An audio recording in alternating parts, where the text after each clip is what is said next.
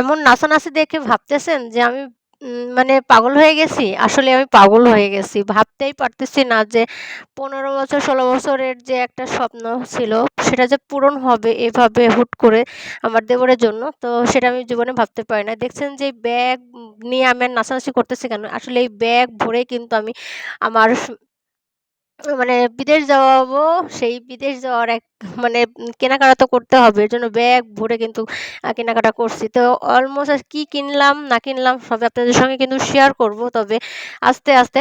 তো সম্পূর্ণ ভিডিও কিন্তু দেখতে হবে। তো দেখেন অলরেডি কিন্তু আমি আমার ২ বাচ্চা মিলে রেডি হয়ে গেছি। তো এমন রিক্সাতে উঠছি যে রিক্সাটা খালি লাফাইতে নিয়ে যাচ্ছে। তো আবহাওয়াটা অনেক সুন্দর এবং শীতল মজার ছিল। মিষ্টি রোদ, মিষ্টি বাতাস ছিল। ভালোই লাগছে। তো এভাবে যে আমার স্বপ্নটা পূরণ হবে আসলে ভাবতে পারি নাই। মধ্যবিত্তদের স্বপ্ন দেখাও কিন্তু আবার ভুল। তো দীর্ঘ ১৫ বছর যখন বাবা যা মানে এখানে ওখানে বেড়াইতে যায় তো যখন বায়না করতাম যে, "বাবা নিয়ে যাও।" তো বাবা তো নিয়ে যাইতে পারত না। আমরা ৪ ভাই-বোন ছিলাম। কাকে থেকে কাকে নিয়ে যাবে? আর তখনও ছোট ছিলাম। আর আমার বাবা কিন্তু অনেক ভ্রমণ প্রিয়াসী মানুষ। তিনিও কিন্তু অনেক ভ্রমণ করত। আমিও কিন্তু অনেক জায়গায় ভ্রমণ করেছি। কিন্তু এভাবে যে এই জায়গাতে যাইতে পারবো সেটা স্বপ্নের মতো ছিল। যে স্বপ্ন আসলে কবে পূরণ হবে। তো এদিকে বিয়ের বয়সও কিন্তু প্রায় ৬ বছর হয়ে গেছে।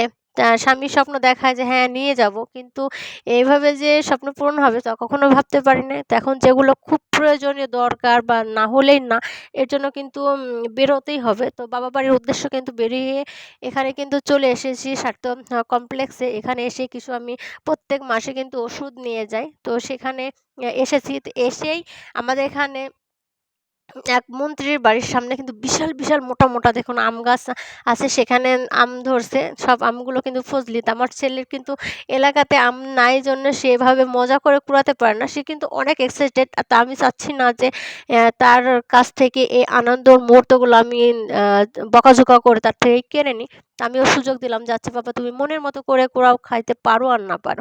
তো এসেই কিন্তু আম কুড়াইতে ব্যস্ত হয়ে গেছে। দেখেন কত মানে পুরনো গাছ, কত আম মানে ওই যে বয়স যে কত সেটা বলতে পারব না। আমরা যখন ছোট তখন থেকে কিন্তু এগুলো দেখি। আর আমরা কোনোদিন সাহস করেও এই মন্ত্রীর বাড়িতে আসিনি।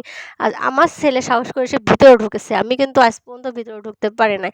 তো ব্যাগ ভরে কিন্তু আম্মু কুড়ায় নিয়ে এখন ব্যাগটা কিন্তু আমার হাত থেকে কেড়ে নিচ্ছে। নিয়ে কিন্তু ওর গলার মধ্যে বুকের মধ্যে ঝুরে ঢুকিয়ে নিয়ে নিবে। বলছে, "আম্মু তোমাকে আমি আর ব্যাগ দেব না।" সে কিন্তু অনেক মজা এবং অনেক খুশি করছে। তো এর মধ্যে কিন্তু আমার আম্মু ওকে যেহেতু বলছিলাম যে, "আম্মু বাড়িতে আসবো। আমার প্রয়োজন আছে দরকারে।" তো আমার আম্মু আছে, "আসো।" তো আমার আম্মু আবার রাস্তার উপর দাঁড়িয়েই ছিল। পরে আমার আম্মু ও হলো একটা মানে কিছু মুরগি এদিকে আবার আমার মায়ের ওদিকে মুরগির দামটা আবার অনায়াসে অনেক কম। এজন্য আমি নেবো। তার জন্য আম্মু বলছে যে, "তুমি যদি মুরগি নিতে চাও তাহলে আমি নিয়ে এসে দিই।" তো আমি বলছি, "আচ্ছা আমার বাচ্চারা তো গোশ মাছ ছাড়া ভাত খাইতেই চায় না। তো আচ্ছা তুমি তাহলে নিয়ে আসো।" তো এর মধ্যে যে আমগুলো কুড়ায় নিয়ে আসছে সেগুলোকে একদম বাটিতে অলরেডি ঢেলে ফেলেছি। তো এই দেখেন এত বড় বাড়িটায় আমার আম্মু কিন্তু একাই থাকে। আমরা ৪ টা বোন, ২ টা ভাই। তো আমরা ৪ বোনেরই বিয়ে হয়ে গেছে। এখন বাড়িটা কিন্তু পুরাই ফাঁকা, কেউ নাই।